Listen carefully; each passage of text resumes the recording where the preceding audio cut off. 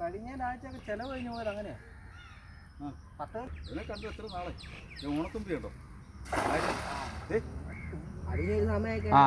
തുമ്പി ചിങ്കത്തുമ്പി എന്ന് പറഞ്ഞ സാധനങ്ങളുണ്ടായിരുന്നു. അതൊന്നും ഇപ്പൊ കാണുന്നില്ല. നമ്മള് പിടിച്ചിട്ട് മറ്റേ വാലിന്റെ അവിടെ കയറില്ല, മറ്റേ മറ്റേ ഇത് കുമ്പുല്ല് കുമ്പുല്ല് കയറ്റിട്ട് പറത്തി വിടും.